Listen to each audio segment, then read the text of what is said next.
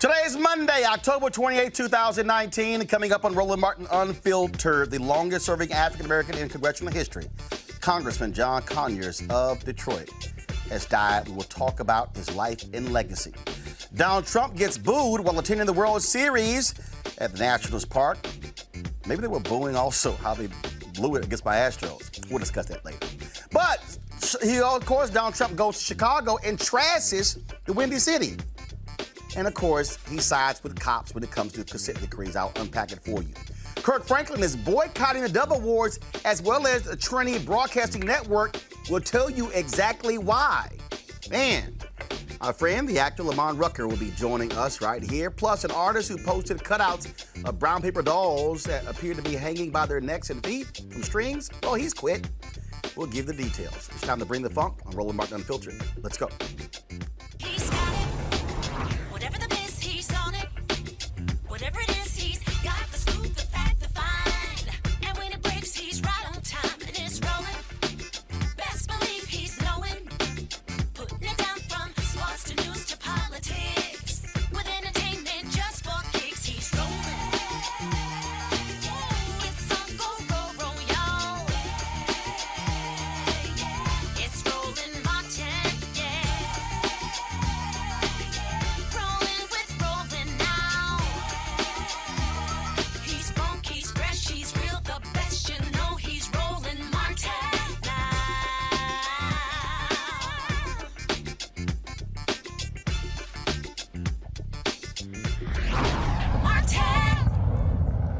The longest-serving African-American in history in Congress, Congressman John Conyers of Detroit, a founding member of the Congressional Black Caucus and the person who first introduced the Martin Luther King Jr. holiday, has died. A family spokeswoman said that Conyers died in his sleep at his Detroit home of natural causes. Conyers has a rich legacy that should be celebrated. He came to Washington, D.C. as a congressman in 1965 when there were only 6 Black House members.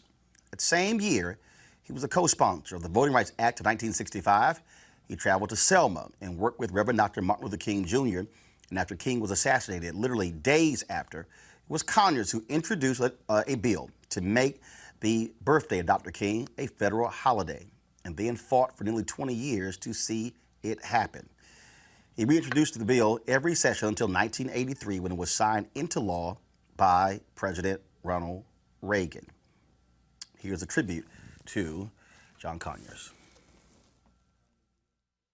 Mr. Speaker, ladies and gentlemen, I'd like to begin by thanking this distinguished committee led by the gentleman from Ohio, Mr. Sawyer, and my dear friend, Mrs. Morella, for helping bring us to this point today. We're in the time of the development of our country. We're in the time of a perhaps more gentle administration where the creation and extension of this holiday commission in remembrance of the memory and works of Martin Luther King Jr. are more important than ever. I'm grateful to the Post Office and Civil Service Committee for moving this legislation forward as swiftly as they have. I was the person 3 days after the assassination of Dr. King that introduced the holiday legislation. We spent 15 years, but in a way it was worth the wait because, first of all, the support in the House and the Senate for the passage of a holiday for Dr. King was an incredible and important historic statement which I still treasure very much, and I think its value to the nation will grow in importance as time goes on. During that period of time, though, many of my colleagues were waiting to see if the enthusiasm around the momentum for a holiday for Dr. King would subside, and instead it kept growing. And in a way that had a lot to do with the decision of both bodies and the federal legislature to finally grant what I consider the highest award that this government can pass upon any of its citizens, to dedicate a birthday holiday in their memory. As we all know, only one such other person, the founder of this country, has so high an honor accorded to him and to his memory. And so it is of critical importance that we create a commission that continues to promulgate the history, the memory, and the work of Dr. King, particularly in this era and the time in which we live. I'm reminded, ladies and gentlemen, that high school seniors were not born at the time that Dr. King was taken from us. Many of them do not really have anything but television memories and history book memories. They do not remember the poignant and vivid issues of struggle and movement that made us decide, along with most Americans, that this holiday celebration was worthy of this particular American. And so as we go on, as time moves on, the importance of this commission becomes more important, not less important. Thankfully, there were Americans who came in with startup money to get us moving. I am pleased that we're putting $500,000 into this project annually. I suggest to you it's a very, very tiny amount, but I think it does make a very strong and persuasive statement that we're going to continue the memory of Dr. King now that we have made his memory a part of the American history by recognizing him every year. So I'm pleased. I'm almost as happy as I was the day that the Senate added their blessing to the holiday bill itself. I was there, and it is one of the most important things that I consider myself having contributed to in the legislative process in my career. And so I'm humbled by all of you who have joined in, the overwhelming support, and I urge the speedy enactment of this measure. Thank you very much. Conyers was one of 13 black reps to found the Congressional Black Caucus in 1971. President Richard Nixon refused to recognize the group, leading them to boycott the 1971 State of the Union address. He was later discovered to be on Nixon's infamous enemies list. Joining me right now to discuss the legacy of John Conyers is Congressman Al Green of Texas. Congressman Al Green, glad to have you on the show. First and foremost, a lot of people don't realize that Rosa Parks was run out of Alabama.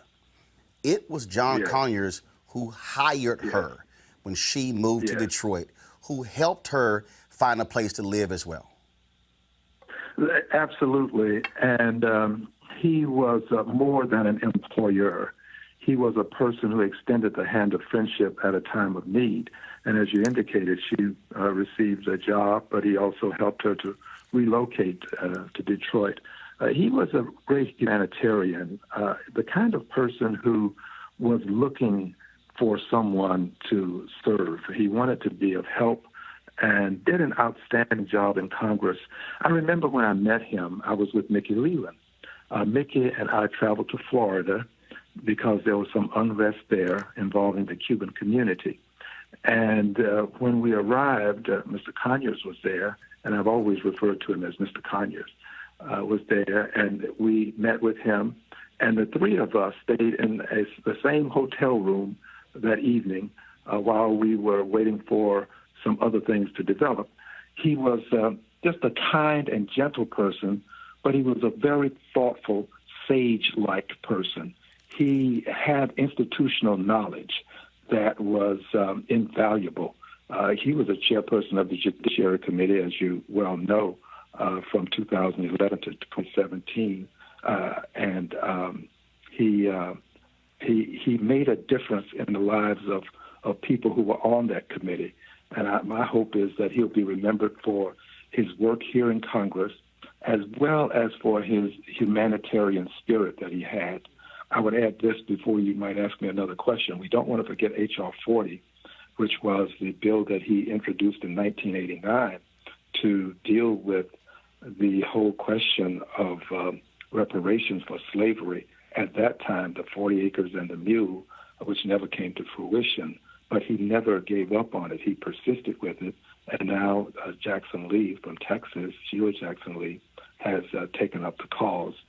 Wonderful person, will be missed, icon, sage, just the kind of person you'd want to live next door to. He was forced to resign because of sexual harassment allegations, and I think it is no shock when you look at how folks are using that to define his legacy. It is very interesting. I'm going to read in a moment a statement from President Bill Clinton as well as Secretary of State Hillary Clinton. There's been no statement from Speaker of the House Nancy Pelosi. I have yet to see a statement from President Barack Obama. What do you make again of, in many ways, the silence? I mean, this was a man who served 53 years in Congress, longest serving African American in history. Do you believe it is fair for folks who want to define Congressman Conyers' tenure based upon why he was forced to resign as opposed to what took place over those 53 years? Let me also add that he was the dean of the House of Representatives. After the demise of Mr. Dingell, Conyers became the dean. And I indicated incorrectly that he served as chair from 2011 to 2017. He served as chair from 2007 to 2011. He was a ranking member on the other occasion. I think that we should not overlook his history and his service. I think that we should do things such as what we will do tonight. That will be an opportunity for us to go to the floor and make our statements about Mr. Conyers. You said we. Who is we? The CBC? The Congressional Black Caucus. Got it. I think we should do it. I think it's important for us to do this. I don't mean to in any way give the implication that other people should not, but it's important that we not forget who he was and cherish his memory. I do believe that it is appropriate for a statement to be developed by the House of Representatives by and through the Speaker of the House. I do think that persons who hold leadership positions should acknowledge the good things that he has done and not allow what appears to be a circumstance to negate all of the other things that he did. I would not support that. And that's why I'm on this program, because I think that he is a person who lived a decent life and which ought to be acknowledged. Congressman Al Green, we surely appreciate it. Thank you so very much. And of course, I got to say this: you're on the phone, you can't see me. I got my Houston Astros gear on, so of course, being from Houston, I'm sure there are people in D.C. not happy to see you today after they lost the last 3 games to our Astros, but they'll get over it. Well, one more, and we're done. But I must say this to you. This has been quite a comeback. People will have to acknowledge it's been one of the greatest comebacks ever to see the way the Astros have come out of Houston having lost 2 games and then to win 3 games in a row. It's fantastic. Well, Houston folks, we don't give up. Congressman Al Green, I appreciate it. Thanks a lot. Brother. Thank you. All right, now let's go to another congresswoman from Texas, Congresswoman Eddie Bernice Johnson. She's going to join us in a second. I want to read the statement, though, from President Clinton and Secretary Clinton. This is their statement. I'm going to read it in the screen, so guys pull it up. John Conyers was a champion for justice and equality who spent more than half a century in Congress, fighting for the people of Detroit and beyond. He made our country stronger in many ways, including co-sponsoring the Voting Rights Act and taking a crucial role in the creation of Medicare, and as a ranking member of the Judiciary Committee. During another period of extreme division, he rose above the fray time and again to defend the facts, the law, and the Constitution. He had great gifts of intelligence, knowledge, and determination, and made the most of them. Hillary and I send our thoughts and prayers to his family. Again, we're going to have Congresswoman Eddie Bernice Johnson in just one second. I want to introduce our panel right now. Dr. Avis Jones-DeWeaver, political analyst. Dr. Julian Malveaux, economist, president emerita, Bennett College. Robert Patillo, civil rights attorney. For all of you, Avis, I'll start with you. Again, in normal circumstances, a member of Congress serves this long. 53 years, dies at the age of 90. glowing tributes Yes. from members of Congress and former members. Yes. That has not been the case with Congressman John Conyers. Absolutely. Completely disrespectful. There is just no excuse for it, period. As you mentioned, Speaker Pelosi definitely should be putting out a statement. Yes. Former President Obama should be putting out a statement. And I'm glad that the Congressional Black Caucus will actually be, in essence, memorializing him on the floor. But the fact that his colleagues in Congress, other colleagues in Congress, and that President Obama has chosen to be absent from recognizing his decades of service to this nation, it's really inexcusable. I have no excuse that I can even think of that would justify this lack of recognition. Robert, I want to go to you, and while I'm doing so, I'm going to pull up the CBC statement that they actually sent out earlier. Go ahead. Well, I think it's also important to kind of contrast the reaction to Conyers to Katie Hill, where you've had Democrats coming out and breaking their neck to support her, to say that she did nothing wrong in her interactions with her staff and interns and her throuple. But meanwhile, we can't get the leadership of the Democratic Party to stand up on behalf of John Conyers for activities which are in no way, shape, or form as horrific as what Ms. Hill was accused of. If you actually look at both of those, first of all, he was accused of sexually harassing folks who worked in his office. She had sex with a bunch of them. Of actually having a relationship with a campaign staffer, and according to her estranged husband, that affair continued while in Congress, and they've launched an ethics inquiry into her as well. But go ahead. And the fact that there are pictures, proof of what she did, and just accusations against Conyers, but yet he's been deemed radioactive for some reason by the Democratic leadership, shows just the level of abandonment that happens often in the party. One difference between Democrats and Republicans, Republicans stand by their people through and through till the end of days. They don't care how many things that I guess that's why y'all are still backing Mr. 45. They don't care what Trump does. Trump can get accused by 50 people and nobody cares. John Conyers gets one accusation, they run him out of Congress after 50 years. I think the main thing that people can do to honor the memory of John Conyers is pass H.R. 40.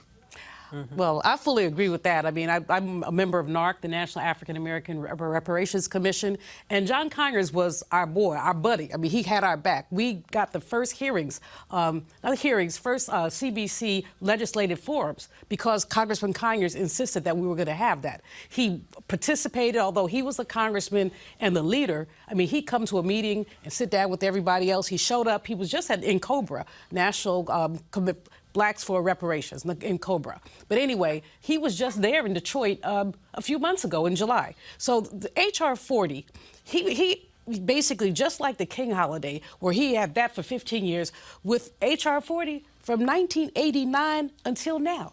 And he could not get the whole CBC to co-sign onto H.R. 40, but now Sheila Jackson-Lee has it. We've gotten a little publicity, and we're hoping that this will move on. But he really was a stalwart. And I'll say the last time that we met, that NARC met, we're in New Orleans, and it was just as he was resigning. And the sisters on the commission, myself, Nkechi Taifa, Joanne Watson, former councilwoman from Detroit, we cut a video, which I was been looking for all day, but we cut a video saying, look, we have his back. We do not believe in the double and triple standard. We want to know why people are not looking at some of the things that have happened to black women in terms of rape and incest and all of that. But we've put out a statement, we circulated widely to say we have this man's back. And I still stand with his back. Now, whatever he did at the end of his life, one might also, well, I'm not going to go there, but raise questions about whether or not he was, quote, in his right mind. But because some of the things just seem to be unbelievable. And, you know, people get the attitude of piling on once there's one accusation. Everybody else, oh, yeah, that happened to me, too. Not really. One of the women who accused him was actually using his stationery to try to get some probation for her husband. Just saying. But in any case, Roland, we in NARC, we in the reparations movement recognize this brother as a leader and as somebody who went out on a limb, even when he didn't have a lot of back. I mean, I think it's tragic that the whole CBC from 1989 until now did not sign on for H.R. 40, which is not cutting checks for people. It's just saying, can we study this and can we suggest a remedy? I want to read the actual statement of the CBC. First of all, we had a couple of CBC members who were supposed to join us. They had to go to the floor to vote. And so we're going to be paying tribute to Congressman Conyers between now and his funeral. So we'll certainly be having more CBC members on. Here's a statement the CBC issued. The Congressional Black Caucus mourns the loss of one of its founding members, the longest-serving African-American in Congress and the former Dean of the House. Congressman John Conyers, a son of Detroit and champion of civil rights. Mr. Conyers lived a life dedicated to serving the community in which he was raised. He leaves a legacy of more than 5 decades of systematic change that continues to transform our country for the better to this day. Congressman Conyers was a veteran and a soldier in the civil rights movement. After serving in the Michigan National Guard and the United States Army, he turned his efforts to voting rights and participated in the 1963 voter registration effort in Selma, Alabama. He was first elected to the House of Representatives in 1964 with the endorsement of Dr. Martin Luther King Jr. and immediately tapped Rosa Parks to serve by his side. Congressman Conyers quickly became a trailblazer for liberal issues that eventually became mainstream. Just 4 days after the assassination of Dr. King, Congressman Conyers introduced a bill to create a federal holiday in his honor and reintroduced the bill every year for 15 years until it was signed into law. Mr. Conyers continued his pursuit of voting rights in Congress as a lead co-sponsor of the Voting Rights Act of 1965.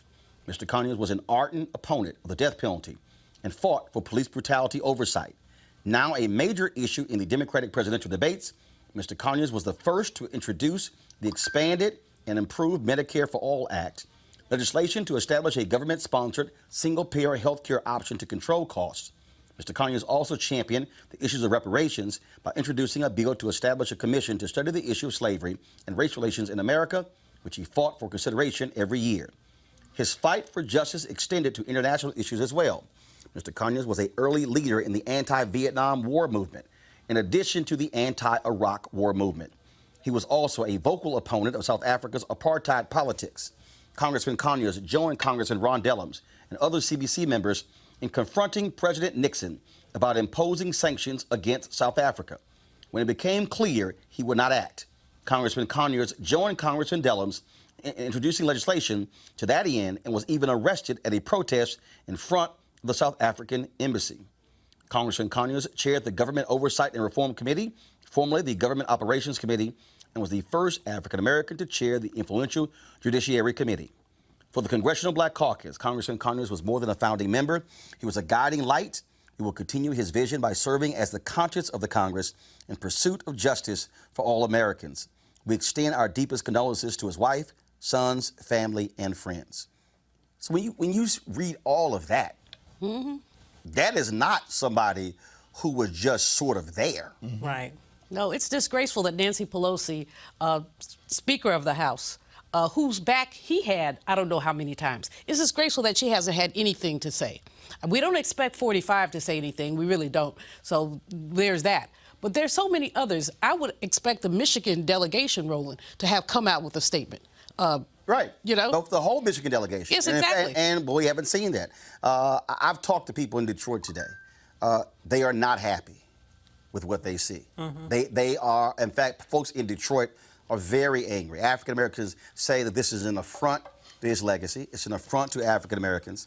Wendell Anthony, of course, who is the president of the Detroit branch of the NAACP, put out a lengthy statement as well. Some of the stuff that we covered, but I want to go ahead and say this here. This is what he said. John Conyers was more than just a congressman. He was the go-to guy.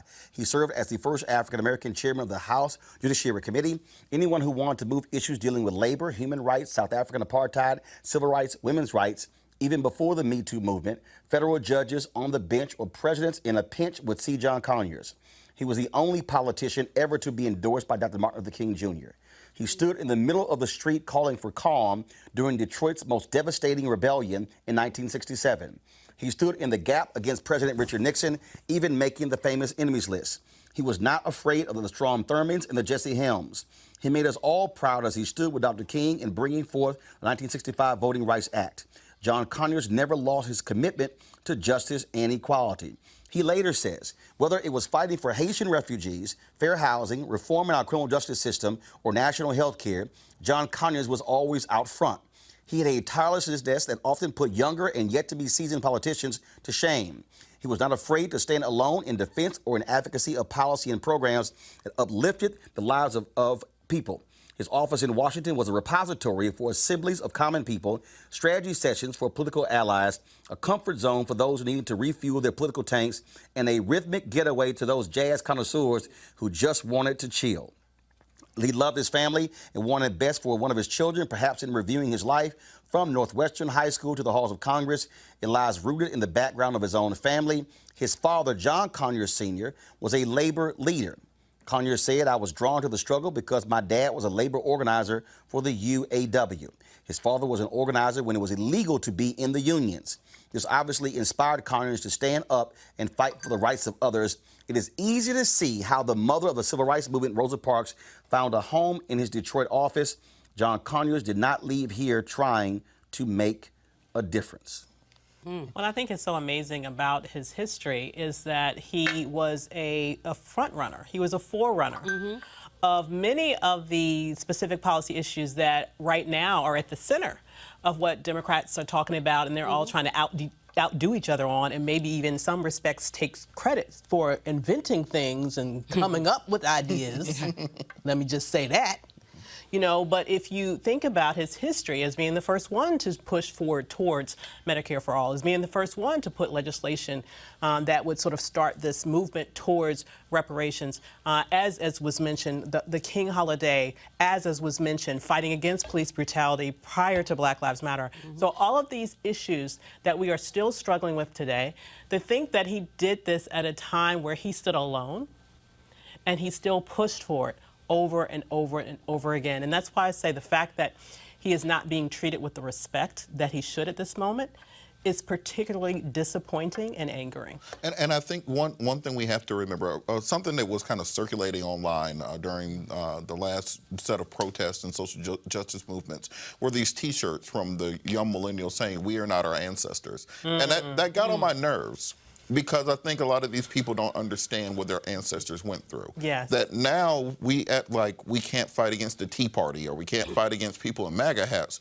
When John Conyers got into office, there were active Klansmen in the Congress, active Klansmen in the Senate, not hide behind closed doors Klansmen, but I am a member of the Ku Klux Klan and also a United States Senator secondly. And he still was pushing for the issues that we're still fighting for today. And so to not give him the credit that he deserves, to not put his name up in the rafters, to not allow him to have the same honors of other people who've achieved nowhere near what he's achieved, I think that is part of the issue and part of the reason why it's so important to honor our elders. You know, Roland, H.R. 57 was the legislation that he introduced to make jazz a national treasure. He was, you know, he played an instrument, but he loved some jazz, and you know, because of him, there was always a jazz forum at the CBC.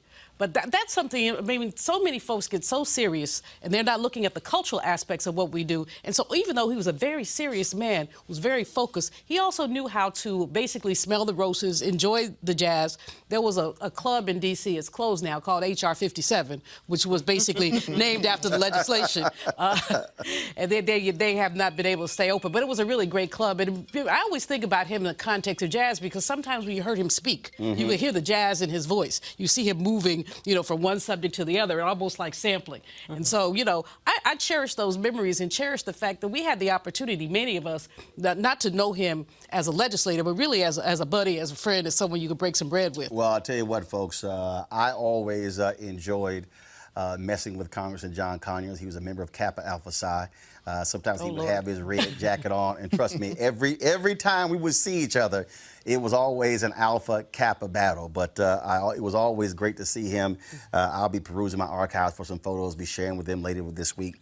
And so again, it was always great to see him. I gave a speech, actually gave several speeches in Detroit, and he would always make it a point to show up at those speeches. And so he was indeed someone who cared about the issues, was very, very quick to also praise the next generation and to encourage them as well. And so we, of course, certainly appreciate all that he meant. As I said here on Roland Martin Unfiltered, we're going to pay tribute to Congressman Conyers every single day up until his funeral because he certainly deserved it. Got to go to a break. When we come back, we'll talk this weekend. Criminal Justice Reform Forum took place at Benedict College. Woo! Things got a little hot. Senator Kamala Harris turn that joint upside down? We'll explain and talk to one of the co-chairs of this bipartisan criminal justice reform center to find out from her what the hell happened at Benedict College. You're watching Roland Martin Unfiltered. Back in a moment. You want to check out Roland Martin Unfiltered? YouTube.com/Roland S. Martin. And subscribe to our YouTube channel. There's only one daily digital show out here that keeps it black and keep it real. It's Roland Martin Unfiltered. See that name right there? Roland Martin Unfiltered. Like, share, and subscribe to our YouTube channel. That's YouTube.com/Roland S. Martin. And don't forget to turn on your notifications so when we go live, you'll know it. All right, family, it's almost time. The holiday season is my favorite time of the year. And whether you celebrate Thanksgiving, Ramadan, Christmas, Kwanzaa, or New Year's, this is when you think about spending time with the people you love most. This is also the time to count your blessings and support those less fortunate and look at how you can have an impact on their lives. Well, I have the perfect opportunity for you to be a holiday hero and have a major impact on other families. Now, here's the deal. Right now, hundreds of thousands of Americans are sitting in jail without being convicted of a crime. Why? Because they lack the financial resources to pay their bail. Now, think about it. If you are arrested for any minor offense, you'll be taken directly to jail. And if you don't have bail money, whether it's a few hundred or a few $1,000s, you will stay there until a court date is scheduled. That could be days, weeks, or even months. Now, America's bail system is broken and has created a two-tier system of justice, one for the rich and another for the poor. Folks, freedom should be free. And that's why the Ebony Foundation has partnered with the Bail Project and is sponsoring the Home of the Holiday campaign. Now, with your help, the goal is to bail out 1,000 people by New Year's Day. Now, a donation from you today can change someone's life tomorrow. And this is critical because people of color represent upwards of 90% of the jail population across the country. Now, when folks stay in jail, 90% of the people with misdemeanors end up pleading guilty because they want to get out of jail. However, when bail was paid, 50% of the cases were dismissed, and less than 2% received a jail sentence. Sometimes justice needs just us. To join the fight to be a holiday hero, you can donate $25, $50 or more to help the Ebony Foundation bring our brothers and sisters home by the holiday. To donate, go to homebytheholiday.com. That's homebytheholiday.com. Please support them now. All right, y'all. Let's talk about, Lord have mercy, Donald Trump. I'm going to get to the booze in a second that took place at the World Series. But first off, y'all, on Friday, this weekend, there was a forum that took place on the campus of Benedict College in Columbia, South Carolina. It was the 2020 Bipartisan Justice Center. The whole goal was to talk about criminal justice reform. It was a presidential forum. 10 Democratic candidates were invited. Then Donald Trump also was invited. But things begin to change because Trump goes there and he doesn't take questions. He gives a speech. Then he gets awarded by the 2020 Justice Center, which ticked off a whole lot of people. They're trying to figure out what in the hell is going on. Senator Kamala Harris, she lit it up by saying, I ain't showing up. And then Steve Benjamin, the mayor of Columbia, said, I will organize an event for her on the campus to allow all students and others to attend. And then when she protested, it caused the original sponsor to pull out, and Benedict College took over the forum. What in the world went on? I said, well, one of the co-chairs is Tashara Jones. She is the treasurer in St. Louis. She's also the Democratic co-chair for the 2020 Bipartisan Justice Committee. Tashara, glad to have you here. First and foremost, I'm trying to understand, okay, so was Donald Trump supposed to come there, speak, and take questions? Because this morning when I talked to the president of Benedict College, she said that was the original plan, but then the White House declared Friday an official White House event, which changed everything. What happened?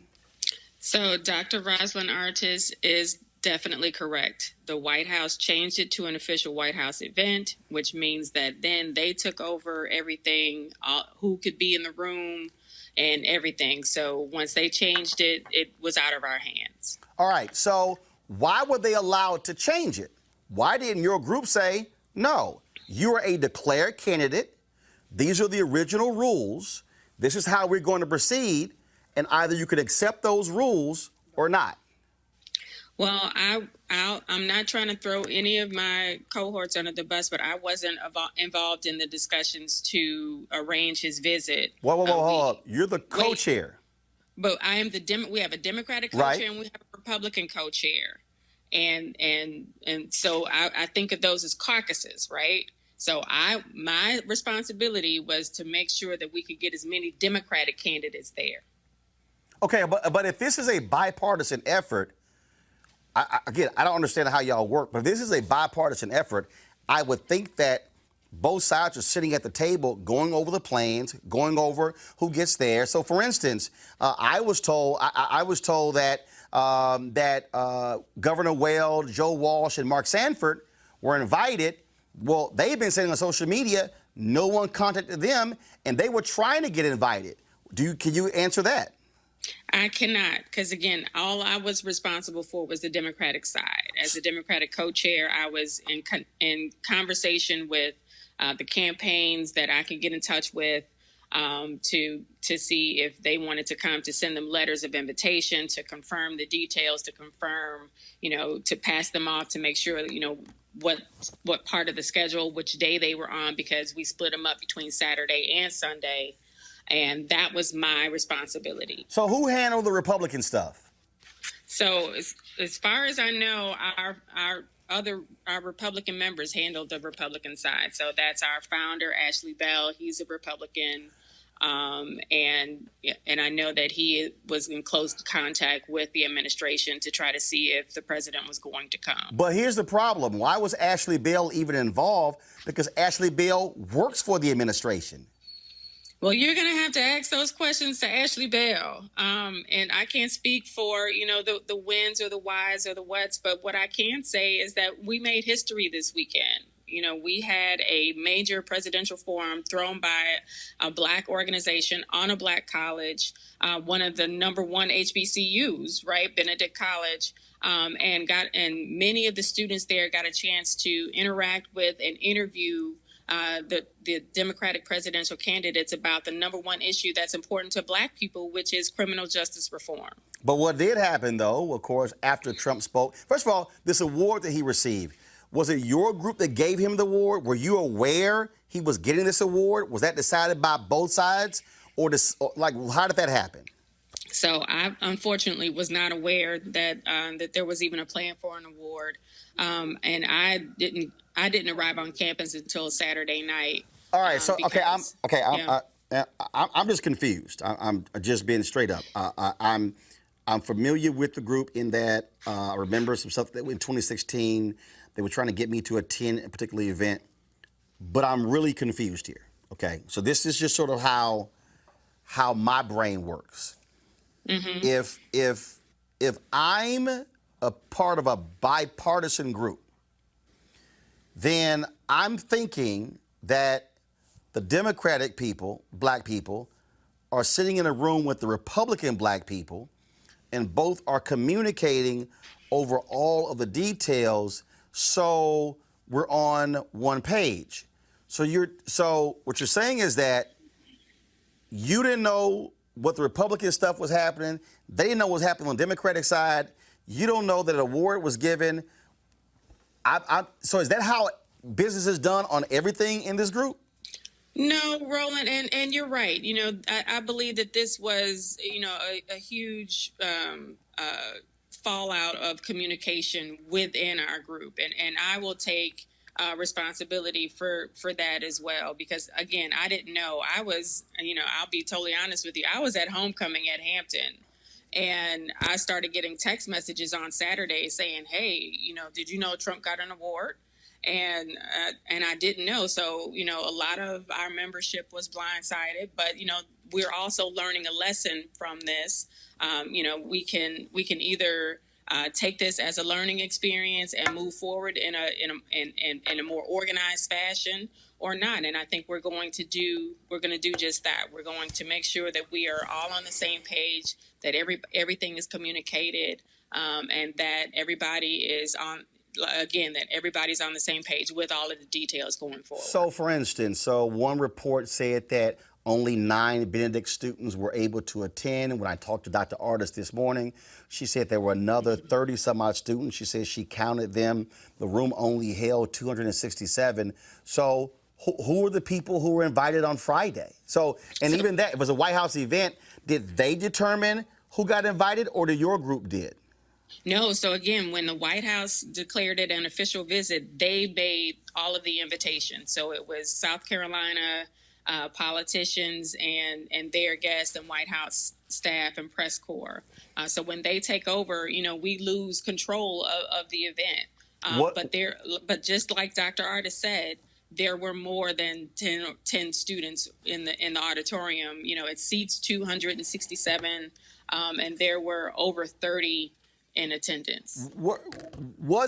So from your perspective, first, was it wrong for him to be given an award? 2, was it wrong for this to become an official White House event? 3, was it wrong for him not to take questions? So just from my perspective, Tashara Jones, not speaking as the Democratic co-chair of 2020, so just me and you, no, I would not have given him an award. I think he should have taken questions from the students. And what was your third question? The third question is, should they have been able to take over your event? I don't agree with that. But, the White House does a lot of things that I don't agree with. So, I think that go ahead. This was an opportunity for students to have one-on-one interaction with the president, and that didn't happen. Senator Kamala Harris was supposed to be there on Saturday. She said that she was going to pull out of the event in protest, was going to have her own event. Then we were told that that 2020 pulled out as the presenting sponsor and Benedict College took over the event. You said you got there on Saturday. Is that what happened? No, I wouldn't say that is exactly what happened, because I spoke Sunday morning, and also closed out the event by giving students the instructions for the HBCU straw poll that we're conducting with all of the HBCUs in South Carolina. But I will say that, our staff was still there interviewing the candidates. Every candidate that was interviewed on Saturday and Sunday was interviewed by a 2020 member or introduced by a 2020 member. And also our staff was behind the scenes helping with production for the event. So basically it was still a 2020 event. In conjunction with Benedict College. I want to make sure that Benedict College gets its due. Their staff and faculty and students really showed up and made this event a success. But it's also, to be perfectly honest, it made Benedict look bad because people on social media were trashing the university, were critical of the university, and frankly, they've had to go into damage control. Initial report said that students were locked down in dormitories, forbidden to leave. In talking to President Artis, she said that it's common when you have motorcades, the presidential motorcade coming. She said the same thing happened when President Obama came to campus. And so all this drama around it actually hurt Benedict. Yeah, and I would also say it hurt our organization as well. When the White House changed it to an official visit, protocols changed and guest lists changed, and a whole host of things just were up, just thrown up in the air, and we had to adapt. But I would say that Saturday and Sunday, I spoke to some students myself, spoke to some other people who attended. The students really enjoyed themselves. And again, were able to interact with candidates. I was backstage with several of them as they were interviewing Elizabeth Warren and really giving her some hard questions. So I don't think that would have, we have to have these conversations about criminal justice reform, and why not on an HBCU campus, because it affects our kids more than anybody else. All right, then. I would love to connect with the Republican co-chair, to have them on this show to explain what took place. I think they have some answering to do, and they need to do so and talk directly to black people, because this was positioned as a black organization, a group of black Democrats and Republicans talking about criminal justice reform, and frankly, that got overshadowed as a result of what took place here. It did, and that's unfortunate, but I also think that, we want people to remember that, again, we made history by having this important discussion with 10 candidates and a sitting president on the campus of an HBCU. And one of those 10 candidates may well be our next sitting president. So they hopefully will remember this visit, the time that they spent with the students of one of the top universities in the HBCU network. All right, Tashara Jones, we certainly appreciate it. Thank you so very much. Thank you. Good to see you. Thank you. I want to go to our panel here. Bottom line is, the Democratic side, people in this group here, they got screwed. They did. And I just don't understand how you have a bipartisan organization that don't do stuff in a bipartisan way. No, it's like two different organizations under one umbrella dealing with parallel tracks. Benedict College got played. What you had on Friday was a Trump rally on an HBCU campus. They flew in Republicans from across the country. This Ashley person, Ashley Bell, yeah. again, who used to be a Democrat, flipped to Republican. Ashley worked for the administration. So he's a founder of the group, but he was a Democrat. But he works for the administration. Why in the hell is he involved in the planning of this event when he works for one of the declared candidates? So, basically, again, it's regrettable that the college got played because it's always good to see people on an HBCU campus. But this was a Trump rally on an HBCU campus. And he did not engage. And that's what he wanted. He wanted the photo op. And Walter Kimbrough, the president of Dillard, he tweeted, he said, I won't call this a Trump visit to an HBCU unless he took questions from HBCU students. And he wouldn't take questions. Students were sequestered. They were told to either go home for the weekend or stay in their dormitories. True, whenever there's a motorcade, there is some security. But young people their First Amendment rights were shut down. Many of them want to protest. They were not able to do that. They were told that if they did anything, they would be subject to disciplinary action. Now, back in my day in the 70s, all you had to do is tell me I was going to get disciplinary action, and I'm like, okay, it's on. But young people these days are a lot more cautious, and obviously your parents are not sending you to school to get kicked out. But this was horrible, Roland. I was so disappointed and just repulsed by the way that man used black people. Avis, so now we know the reports that the sponsor pulled out was a lie. Yeah, well, here's the thing. What happened here was that the Trump employee, who is the co-founder of this organization, colluded with the people in the White House to provide this photo opportunity for him at an HBCU where he could give them this award. And I'm told two people were for the White House were involved, Ashley Bell and Jerron Smith. The same Jerron Smith who went on Don Lemon's show on CNN Friday night defending what took place, I'm told, by Republicans and Democrats, that they were heavily involved in the planning of this entire event. Well, were the candidates, were folks on the other campaigns, were they heavily involved? That they flipped this whole thing. It was supposed on Friday. It was supposed to be a speech and a Q&A. They turn it to a White House event knowing full well they take everything over. Absolutely. This was not, she found out about it at the last minute. But let me tell you, this was not a last minute decision. Nope. Okay? It took time. You don't move the president in a last minute decision. There's an advanced teams that are involved. Exactly. This was planned from the beginning, and she got played, and I don't understand how she can trust them moving forward to doing anything with them moving forward. I don't even understand how they have an organization. I mean, it's supposed to be a bipartisan organization. Republicans over here, Democrats over here. You're not talking. But Avis, the other thing is, I mean, President Roz Artis has been very defensive, and either she got played or she colluded. No, I don't think she was in on it. I don't think she colluded. Here's what I think happened. And again, in talking to her today, I think what happened here was an organization that says, we want to hold this event on your campus. Okay, great. Just like ABC had their debate on the campus of TSU. They come to you and says it's going to be bipartisan. We're inviting Republicans and Democrats. As the organization, you put the event on. Benedict says, no problem. We'll avail ourselves to it. We're in a state where it's going to be crucial to black voters in South Carolina. And all of a sudden, internal politics, where they don't know what in the hell is going on here, where the Republicans are like, yo, guess what? We can flip this thing, and we'll get the photo op of Trump coming to HBCU, and we'll call this thing a White House event. And guess what? No question. It's game on. Yeah. Then, of course, all of a sudden, Senator Kamala Harris blows this thing up, says, I ain't coming. And then, according to Artis, the rules were changed. She said that initially the Democratic candidates agreed to have remarks and then a Q&A. After what Trump did on Friday, she said to me this morning on Tom Jordan Morning Show, she said that they gave the candidates options. Do you want to solely give a speech and no questions, or do you want to do the original rules, question and Q&A? They all chose comments, and then also Q&A. But the problem, which I think Harris is right, Trump should have had to answer questions. Absolutely. He should have had to answer questions because he touts the First Step Act.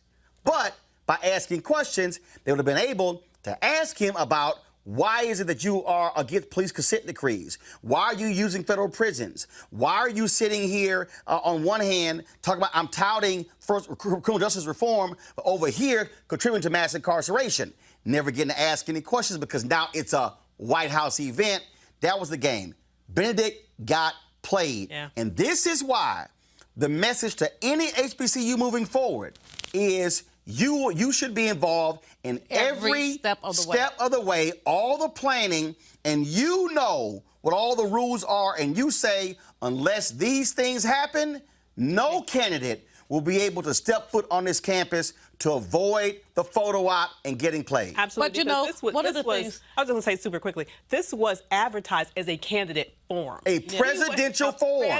Exactly. He was not supposed to. It was not characterized that he would come there, Trump, give a speech. He was supposed to be a forum participant, right, just like the rest of them. The other thing, though, Abe, but guess what? But again, you talked about other Republicans didn't get invited, right? Which says Ashley Bell, Jerron Smith, and to all the Republicans in this 2020, did y'all collude to keep the other Republicans out? Absolutely, and of course they did. But the other thing, Avis, you said earlier, you don't move a president around. It's not last minute. No. So I do believe. I mean, Benedict College has a security force. They have people who do logistics. This was not a surprise. Now remember, he was still coming. So first of all, the logistics side, he was still coming.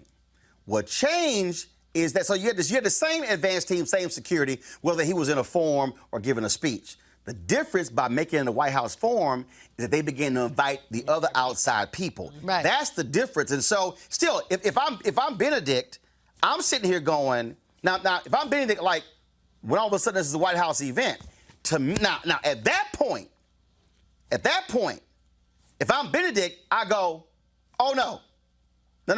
You ain't changing the rules. Mm-hmm. This will either be a forum or there will not be a speech. The only problem with that, Roland, speaking from my former perch as an HBCU president, is that how does it look to say the president of the United States cannot come? There you go. She's got Democrats and Republicans on her. So she's caught between a rock and a hard place.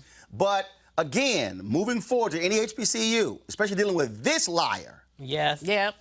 You better say to anybody, we gonna be involved in this thing or not. Now, I gotta go to break when we come back.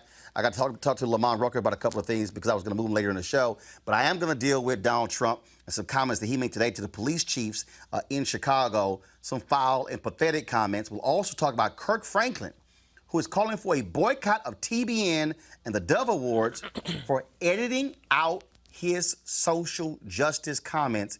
Wait until you hear what the Dove Awards and TBN did to Kirk Franklin for the second time in 3 years.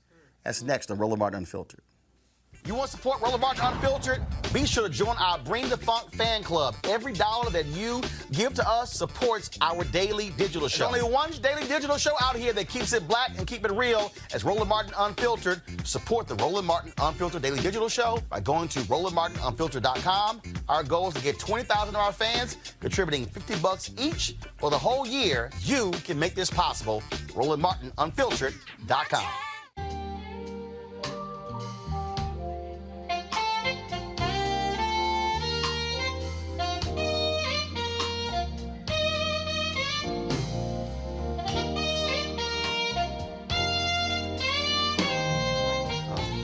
Folks, second annual Luxe Jazz Experience in Cabo, November 7th through the 11th. I will be there, broadcasting Roland Martin Unfiltered there on that Thursday and Friday.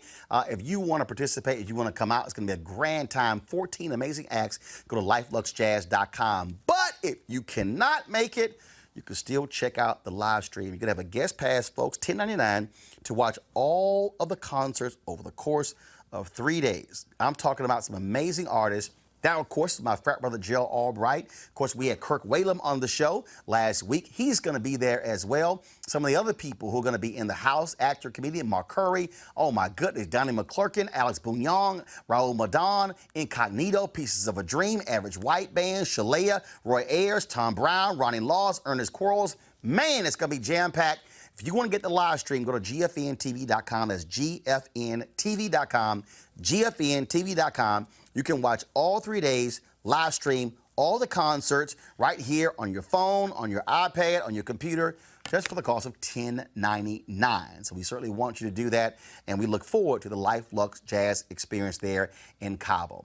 All right, folks, in a couple of days, the National Civil Rights Museum, the Lorraine Hotel, will host its 28th Annual Freedom Awards, and Lamont Rucker, of course, one of the stars on Greenleaf, will serve as the ceremony host.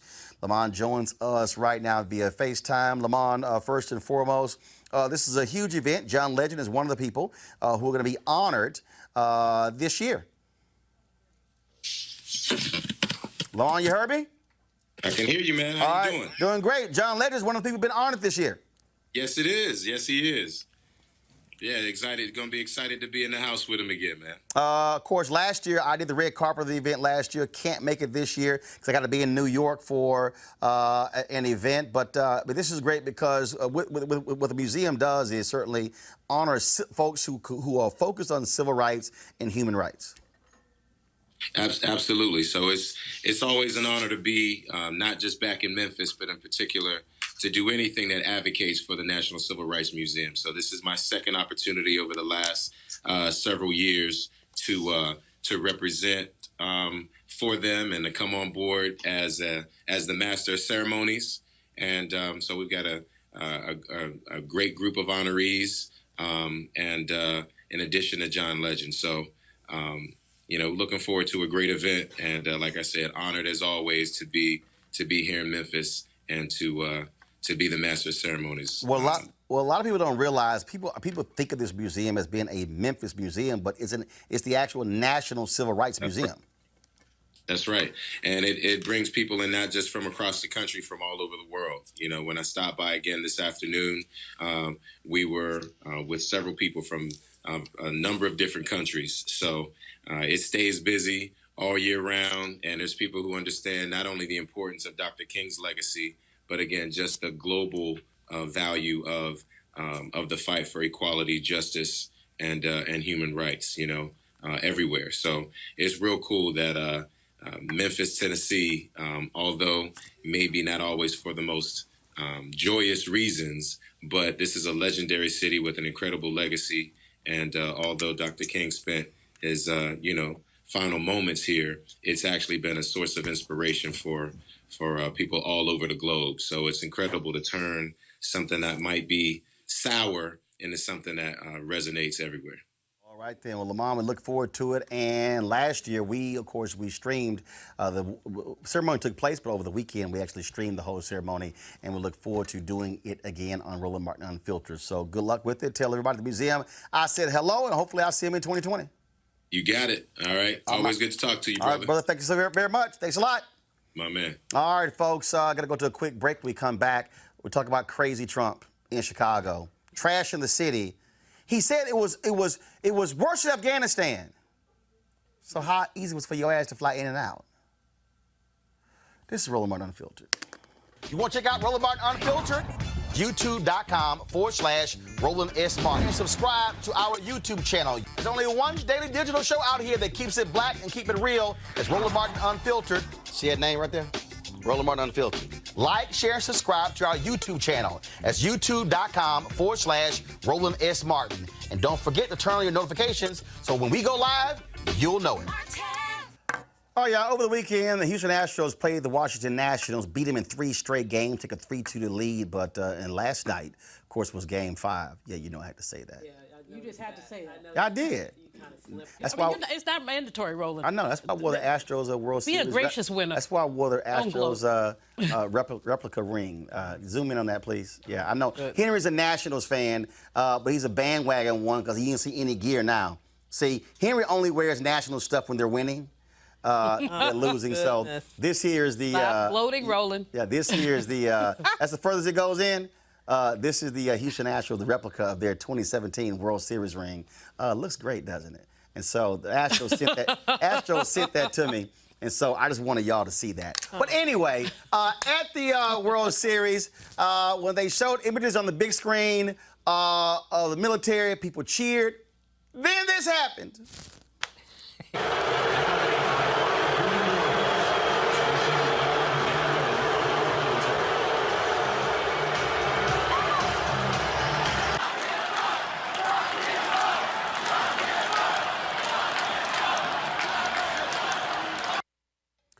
Well, seems that Mika and Joe over at MSNBC were none too happy with that, saying that was just not right, how they're being treated, the respect for the office of the president, including Democratic Senator Chris Coons said the same thing. And I keep saying, I'm sorry, the day he decides to respect the office is when I will respect the office again. I said that in 2017 on ABC This Week, saying I will not call him president because he doesn't act like a president, and he acts like a petulant, narcissistic child.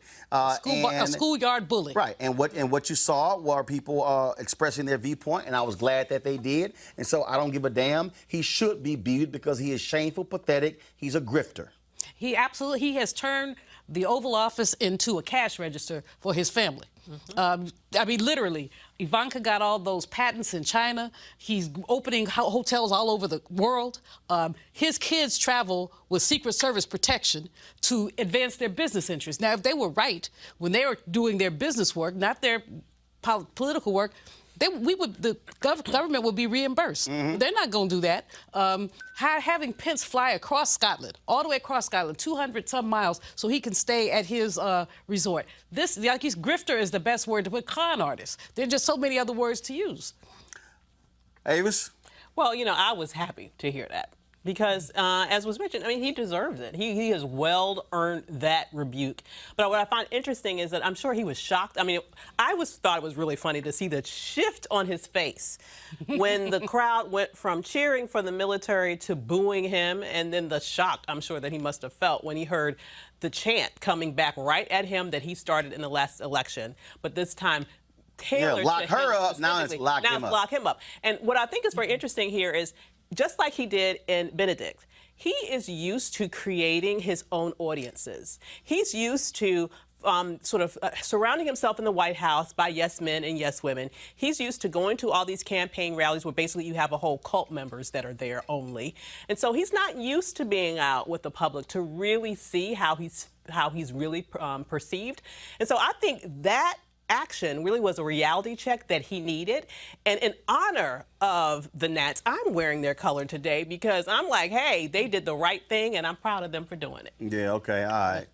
Well, you know. It's short because they ain't winning. Okay, Roland. Roland is like a sore winner. No. Losers, but Roland Let's be real clear. Huggy Lowdown and Chris Paul were talking ignorant, mad trash on the Tom Joyner Morning Show when they went up 2-0.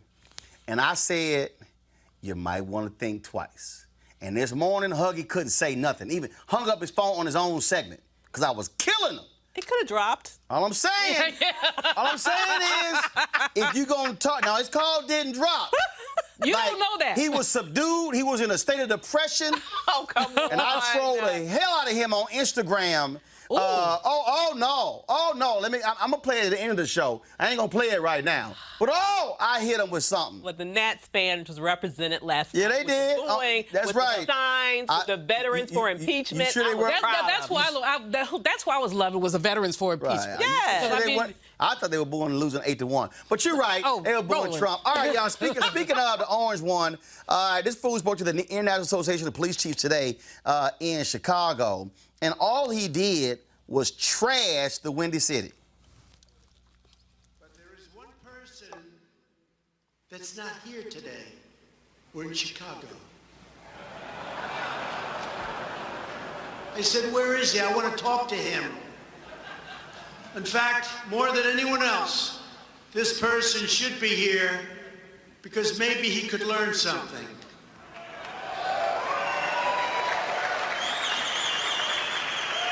And that's the Superintendent of Chicago Police, Eddie Johnson. A few days ago, Johnson said, quote, the values of the people of Chicago are more important than anything President Trump would have to say. I don't think so. Because that's a very insulting statement after all I've done for the police, and I've done more than any other president's ever done for the police.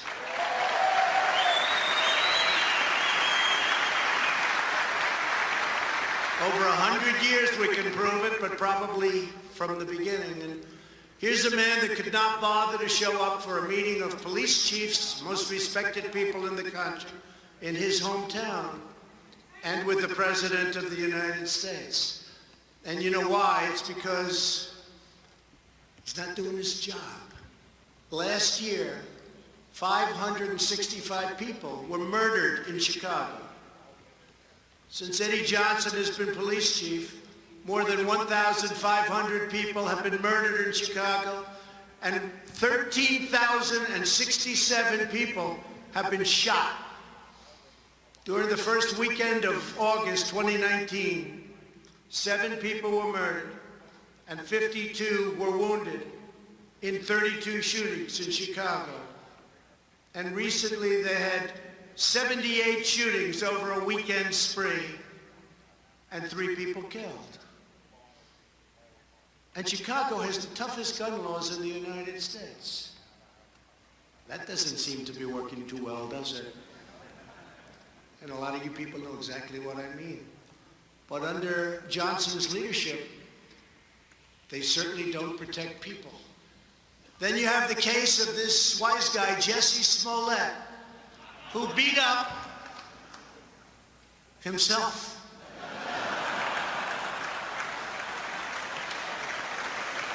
And he said MAGA country did it, MAGA country.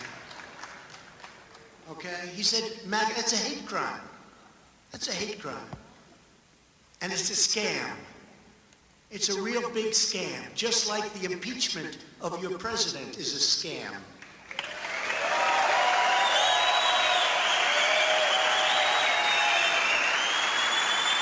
And then you look what's going on. Smollett is still trying to get away with it. He would have been better off if he paid his $100,000 bill. Chicago is, unfortunately, the worst sanctuary city in America.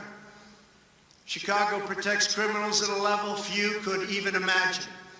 Last year in Cook County alone, ICE asked local law enforcement people to please, pretty please, we beg you, we'll do anything necessary to stop crime. We want to stop crime. Please detain 1,162 people, please. But in each case, the detainer was denied. And Eddie Johnson wants to talk about values. No. People like Johnson put criminals and illegal aliens before the citizens of Chicago. And those are his values. And frankly, those values to me are a disgrace. I will never put the needs of illegal criminals before I put the needs of law-abiding citizens. It's very simple to me.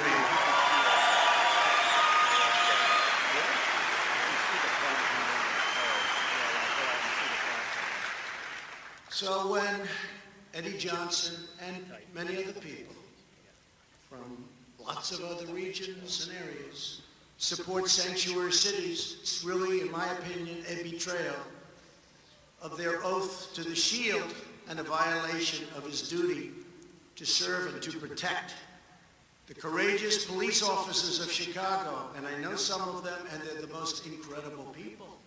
They could solve this problem quickly.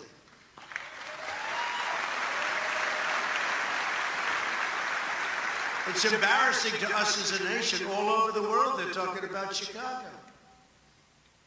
Afghanistan is a safe place by comparison. It's true. Police officers of Chicago are entitled to a police superintendent who has their backs and knows what he's doing. You're entitled to a police superintendent who sides with you, with the people of Chicago. The people want this. And with the families of Chicago, not the criminals and the gang members that are here illegally, and not the stupid politicians that have no idea what the hell they're doing.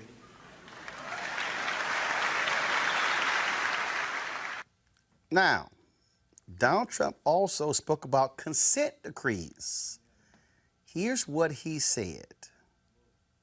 The administration has also curtailed the harmful and intrusive use of federal consent decrees, which wrongly give meddlesome officials in Washington, D.C., immense authority to tie down local police departments and make it very difficult to do their work. No longer will federal bureaucrats micromanage your local police. And we will work with, upon request, local police to help them, not to hinder them. And we're waiting for a call from Chicago, because there's no place that we would rather help than Chicago. Now, those of you who are watching may say, man, why did you play all of that? I didn't play those comments so you could hear what Trump had to say. Julian, I played it so they can hear the applause. Yes. Yep. At the police chiefs. Other than guys like Art Acevedo, who's a police chief of Houston, and a few others, these police chiefs are largely white men who are walking in lockstep with Donald Trump. And when he talked about consent decrees, that was the first thing Jeff Sessions did when he came in, tried to get out of the consent decree in Baltimore. Then this SOB has the nerve to talk about the police chief in Chicago, but guess what they tried to do? Get out of the consent decree of those same cops in Chicago. He wants thuggish cops. He wants cops But he said that. brutalize people. He wants cops who have no accountability. And these police chiefs are like, that's our guy, because we want to do whatever we want with impunity. And, you know, he said this during the campaign. There was, I remember there was somebody, he said that he wished the police had basically jacked them worse. I forgot the exact quote, but he said, I wish they were jacked. He said, I wish they had jacked them worse. He has been baiting the whole time. You know, at the criminal justice reform thing in Benedict, one of the things that we must know, this man has never apologized for his attack on a Central Park 5. He has never apologized for that, even though they've been exonerated, walked away with millions of dollars, correctly so, never apologized. So he has decided law and disorder is basically the name of the game, that these police chiefs have no accountability, which means their police forces have no accountability, which means that when a man goes and shoots somebody playing video games through their window, you know, it takes a minute for them. Now, they did the right thing by firing him, but it took a minute. When there are just so many cases. And when we were to talk about San Bernardino, man puts his hands up and they shoot him anyway. So these police chiefs have been running roughshod over citizens. And for him to stand there and attack the black man who is the police chief in Chicago is absurd, but also lets you know who he is, what he is, and what he's all about. And Roland, you were very kind to call him an SOB. I mean, we could go a little lower. No, look, first of all, the problem I had with, why did I say that? That's what he called NFL players. See, this is where me, Mika, and Joe don't agree. See, and also Michelle Obama. See, Mika in her Instagram post tried to invoke Michelle Obama by saying, you know, as Michelle Obama said, when they go low, we go high. No, they go low, they hit you below the belt, I'm gonna hit your ass in your ankles. Because I'm sorry, the way you deal with a bully is you punch a bully back. Absolutely. This man wants no accountability. He has no issues with how police are acting. He never speaks against them, and he wants these rogue cops roaming the streets, doing whatever they want. And we tell that story, oh, we can quickly solve what's happening in Chicago. Oh, Chicago has tough gun laws. But he won't deal with the fact that Indiana, the line is like right across the street, and most of the guns are coming from Indiana, Mike Pence's state, where he used to be governor. Well, he's very selective in terms of his ability to be in favor of law enforcement. Because if you look at what he does and what he did here, he's very much in favor of law enforcement that is about using brutal force against black people. But when you look at our intelligence agencies, who are seeking to enforce the law against him and his lawlessness. He has absolutely nothing good to say about law enforcement. So I find it very interesting that he only appears to be praised and praising those Klan-like elements of law enforcement that really focus their efforts on brutalizing Black people. But when we talk about our intelligence agencies, when we talk about those people who have spent their careers protecting this country from illegal actions, and they found him caught up in a web of activity that they found in terms of legal, and it's not just them. Right. We had that Senate bipartisan commission come out and say that there was proof that they also agreed that Russia was involved with the previous election. So he has nothing good to say about law enforcement when it comes to his illegal activity. But when it comes to people who are sitting there spending their careers abusing Black folks, he has everything good to say. And here's what's laughable, Afghanistan. First of all, if he flew to Afghanistan, he couldn't say it in advance. It would have to be, it would be radio silence, kept quiet, out of fear of the terrorists knowing. Mr. But everybody knew he was flying into Chicago. Absolutely. So to sit here and act as, oh, Chicago is Afghanistan is not as bad as Chicago. Mr. Bone Spurs does not have the guts to go to Afghanistan. So let's just be very or any place else where there's danger. I mean, if you look at basically his record before he became president, he was a wuss and a punk, basically, and he's still a wuss and a punk. Like when he skipped out on that rally in Chicago when the bros showed up. But you know, the thing about this, Roland, he has adhered to his assertion that he could shoot somebody on Fifth Avenue and get away with it. Yep. Now what we know is that he can meddle with the Ukraine and ask for quid pro quo and get away with it, that he can meddle basically closing aspects of federal agencies and get away with it, that he can defy Congress and get away with it, that they can subpoena people and he tells them don't show up. So he basically, and let's be clear about what this is about. Republicans have given him a pass. They've said they know what the law is. They ain't giving him a pass. No, they're not giving him a pass. They've said, no, we're going to give you the pass. Well, I believe they are getting, I believe they're all getting help from foreign actors, not just Donald Trump. I believe that the Russians and perhaps other foreign countries are, and we saw proof. The Ukrainians that were just arrested. You had several Republican congressmen and the governor of Florida come out and say that we need to give money back that they just gave us. Yep. So they are buying off the entire GOP. What we're seeing right now is someone who is incapable of playing fair. He only knows how to win if he can tilt the situation. And that's exactly what he's trying to do now with the election. And that's exactly why he is at every given chance berating law enforcement that is investigating him, because he knows that he doesn't have control over that situation and he knows that he is involved with illegal activity. All right, y'all. All right, I'm going to go to a quick break. When I come back, I know I'm going long today, but man, we just had way too much stuff. But this is about to blow y'all away. Gospel star Kirk Franklin is boycotting the Trinity Broadcasting Network, the largest Christian broadcast network in the world, as well as the Dove Awards. I'm explain next and why we're going to join them. You're watching Roland Martin Unfiltered. You want to support Roland Martin Unfiltered? Be sure to join our Bring the Funk fan club. Every dollar that you give to us supports our daily digital show. There's only one daily digital show out here that keeps it black and keep it real as Roland Martin Unfiltered. Support the Roland Martin Unfiltered daily digital show by going to RolandMartinUnfiltered.com. Our goal is to get 20,000 of our fans contributing $50 each for the whole year. You can make this possible. RolandMartinUnfiltered.com. All right, now many of us know Kirk Franklin as one of the top gospel artists in history. Folks, not somebody who's very controversial in terms of a brother who focuses on his music, but my man from Fort Worth, Texas, is not happy. Y'all, he posted this today on his Instagram account. Folks were blown away by what he had to say. And if you want to understand how white Christians feel about social justice that impacts black people, listen to what they did to Kirk Franklin.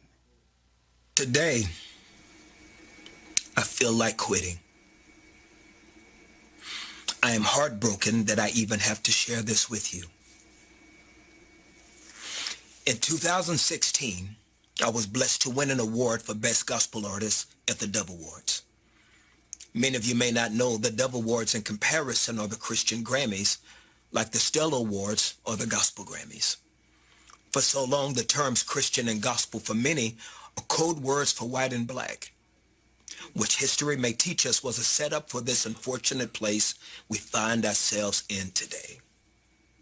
During that award speech, I felt the responsibility as a Christian and a man of color to address the civil unrest at that time that was plaguing our country with the killings of Philando Castile and Walter Scott, just to name a few, by white police officers.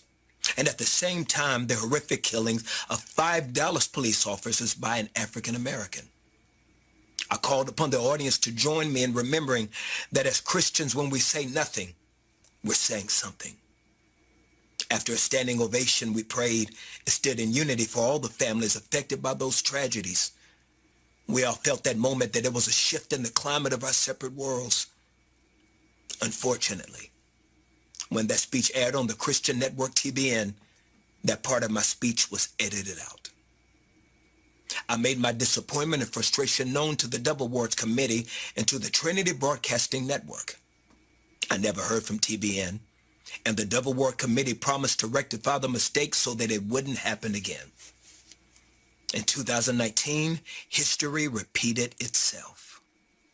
I was humbled to win the same award, and during my speech, I brought attention to the murder of a Tatiana Jefferson in her home by a white police officer. I asked everyone in the audience and those viewing to join me in prayer for not only Tatiana's family, including her 8-year-old nephew who witnessed the killing, but also for the family of the police officer. Last week, during the airing of the awards on the same network again, that part of my speech was edited out. So now, after a meeting with the Dove Awards Committee and representatives of TBN, I've made the decision after prayer, consultation with my team, and my pastor, Dr. Tony Evans, to not attend any events affiliated with or for the Dove Awards, Gospel Music Association, or TBN until tangible plans are put in place to protect and champion diversity, especially where people of color have contributed their gifts, talents, and finances to help build the viability of these institutions. I am aware that the word boycott often has a negative connotation and finality to it, but my goal will forever be reconciliation as well as accountability. It is important for those in charge to be informed. Not only did they edit my speech, they edited the African American experience. I'm not asking those in the gospel community to follow my decision. No, this is my personal choice to take a stand and hold responsible those in positions of power to acknowledge the issues in our separate communities that have existed from colonialism to Jim Crow. To many of the issues facing us today, I pray there will be a significant change from this hurtful experience. I look with anticipation for that day of healing, and I'm committed to contributing to that process.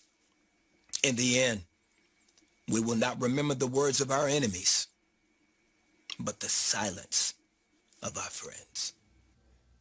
I know Kirk Franklin is saying it's just him, but I dare say any black preacher, any black evangelist, and any black artist who goes on TBN should tell them, I will never come on again until you apologize to Kirk Franklin, until you fix this and remedy what took place. He should not be standing alone. This is pathetic. The fact that a Christian man who is from Fort Worth, Texas, spoke about the shooting death of Tatiana Jefferson. Today is the day of rage. People all across the country are highlighting her case. And they have the audacity to cut it out. You know why? Because at the Dove Awards and TBN, they are white, conservative, evangelicals who are more in line with Donald Trump and these MAGA people who don't want to criticize these white police officers who don't want to speak against police brutality, who love talking about their being pro-life, but say nothing about the life of Atiana Jefferson, nothing about the life of Rekia Boyd, nothing about the life of Aiyana Jones, and numerous other African Americans who are killed. They say nothing. Mm-hmm. And then have the audacity to edit the man's comments out? You know, Roland, all I have to say is that was a powerful statement he made. It reminded me of Dr. King's letter from the Birmingham jail, where he really talked about as he said, the silent white clergy who stood by and watched Dr. King be jailed, watched him be beaten and the others be beaten, and was silent. They talk about Christianity, but do unto others as you would have done unto you. So they want to get their behinds beat by policemen? Or had their kids shot through a window by policemen? You know, that what you do for the least of these, you do for me? I mean, these people are not Christian. They basically wrap themselves around a Bible, or wrap a Bible around themselves, and sin, everything they do is a sin. Because basically, they are attacking life. As you said, life. You can't say you're pro-life and watch people be shot. Right. Yeah. I mean, let's just be very real about who we're talking about here. These white evangelicals have historically and to this day preferenced race over what they claim they believe in terms of their religion. If you look even at what they're saying today, even beyond this issue, there's been lots of research that shows that they think that they preference, for example, their support for Trump over any of their Christian values. I mean, when you think about what he has done and what he continues to do in his life, to sit there and praise him and raise him up like this shows you who they are. And, you know, it makes me believe that, for example, switch people.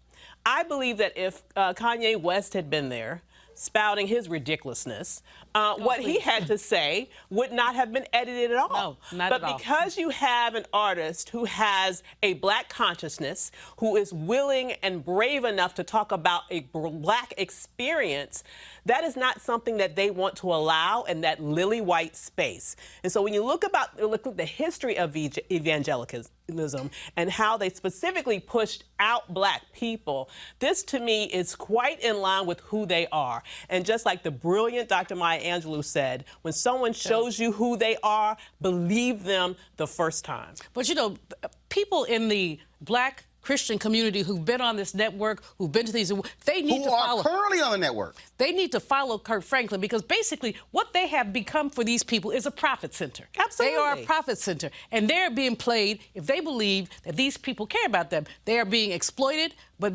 perhaps they don't care because they need the visibility. Why don't all these churches get together and start their own darn network, as opposed to basically sitting at Massa's feet, asking Massa for crumbs? And that's literally what they're doing. I admire what Kirk Franklin said, but I would be much more buoyed by his statement if we saw 1,000 ministers say, I'm there too. If we saw the Christian community, I can go watch that mess. Right, and they need to publicly. But see, here's the other piece.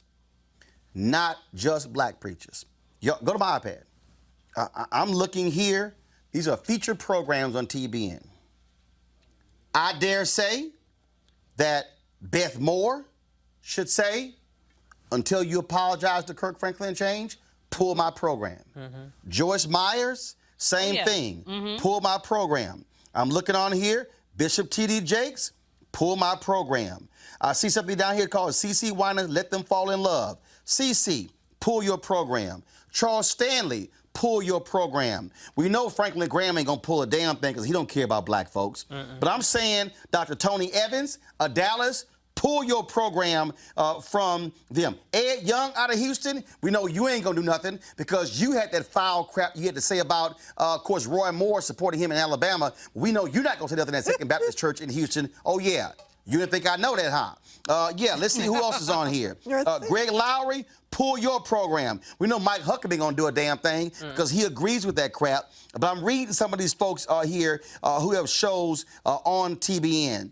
John Gray, pull your program from there. Joel Osteen, pull your program from there as well. Kenneth Copeland, all you care about is money, so we know you ain't pulling jack. So you want to keep getting that money. But as I go down here, all these folks, if you are white and you supposedly care about social justice, You should tell TBN and the Dove Awards that they are dead wrong. And so I'm going to tell you right now, we're going to stand with Kirk. We're going to keep this pressure on. And what we're going to do is we're going to call each one of these folks and ask them, are they going to stand with TBN and the Dove Awards, or are they going to stand with Kirk Franklin?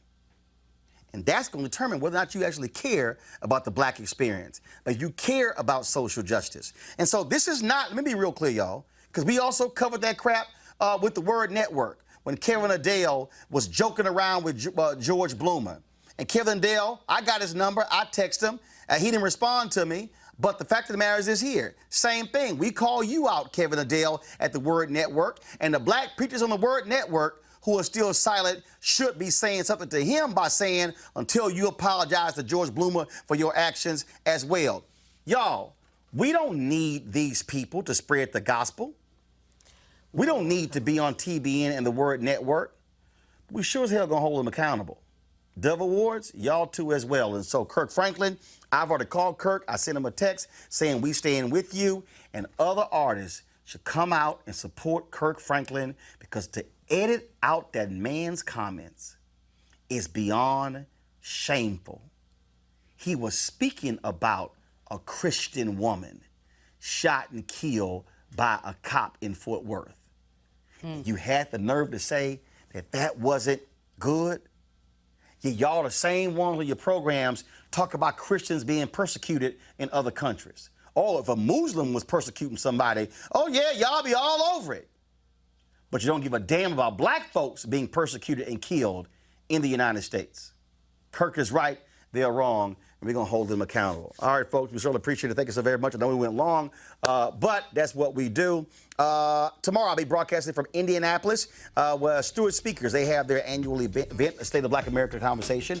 I look forward to moderating that conversation. And so Indianapolis, I will see you tomorrow. And then, of course, when that program is over, we'll get out of there real quick so I can go watch my Astros beat the Nationals in Game 6 taking place at Houston's Minute Maid Park. Please. And so, look, y'all had a nice run, but it's about to come to an end, Avis. Roland, you don't know that. It's about to come to an end. You don't know that. You better pray, okay? Because you better pray. And, yeah. And because of what happened in the last 3 games, trust me, you'll never see Henry wearing a Nationals hat. He a bandwagoner. See, he jump on when they winning. Boy, but he's scared like a cockroach when the lights come on when they lose. Roland, all right, y'all. You're wrong. I ain't wrong. In fact, I was going to show this. Hold on one second. No. I was going to show this here. Let me go ahead and, do I have it on this phone right here? I got to go ahead and show y'all this here. Because, see, last night, I'm going to show y'all the short version. Because, you know, Huggy Lowdown was talking a whole lot of trash. And when I say a whole lot of trash, I mean a whole lot of trash on Tom Joyner last week. And so I had to do something special for Huggy. You know what? I'm just going to play it from this phone right here. Let me go ahead and play it. And so last night I was watching a game, and I said, you know what? I ought to go ahead and do something special for my man Huggy. And so, y'all, I put this together for my boy. Play it, please.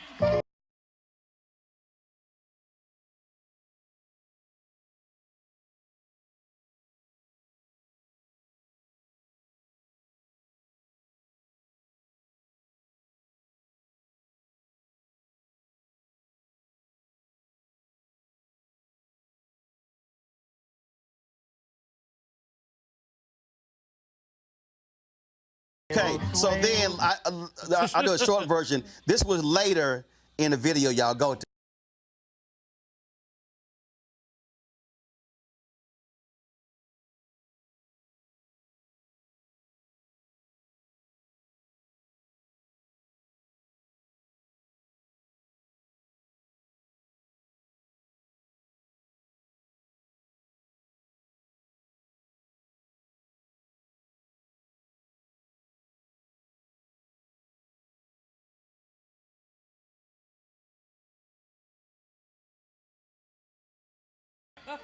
Huggy, Chris, Mignon Clyburn, Doug Sloan, Tom Joyner, all you Nationals fans, don't mess with Texas.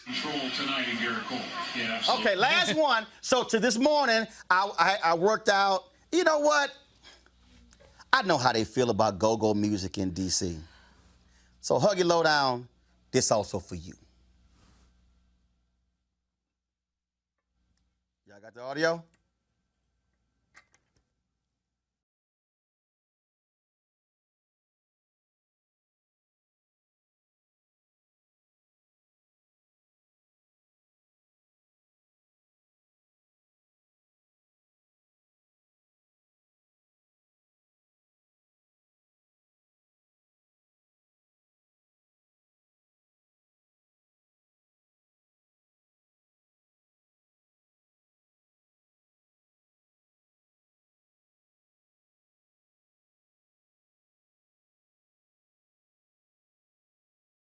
What? Hey, all I'm saying is, if you're going, I warned them last week, don't go there.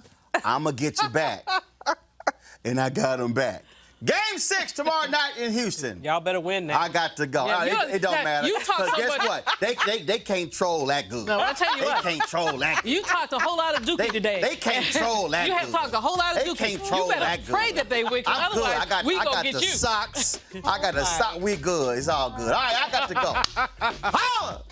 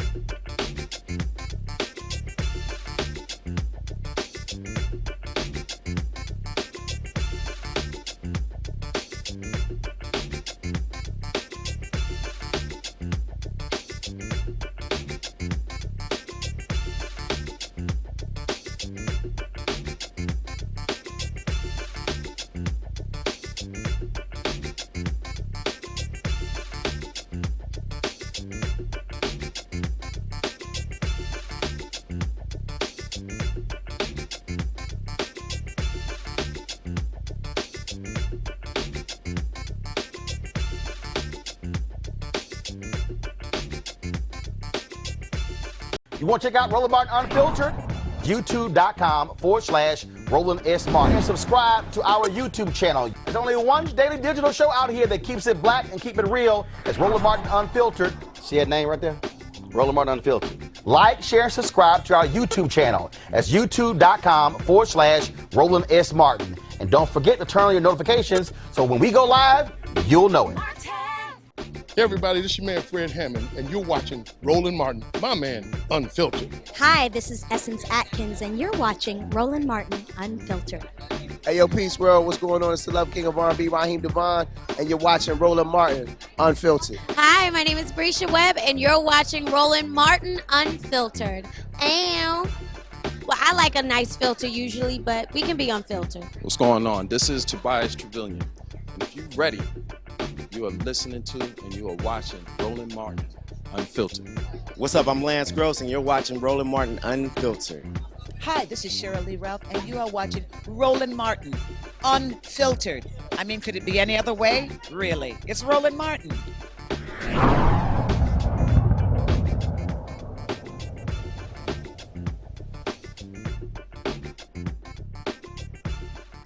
You want to support Roland Martin Unfiltered? Be sure to join our Bring the Funk fan club. Every dollar that you give to us supports our daily digital show. There's only one daily digital show out here that keeps it black and keep it real. It's Roland Martin Unfiltered. Support the Roland Martin Unfiltered daily digital show by going to RolandMartinUnfiltered.com. Our goal is to get 20,000 of our fans contributing $50 each for the whole year. You can make this possible. RolandMartinUnfiltered.com. Hey fam, want to check out Roland Martin Unfiltered, the blackest show on all of digital, cable, and broadcast. Check out our audio podcast. There's only one daily digital show out here that keeps it black and keep it real. It's Roland Martin Unfiltered. Press play.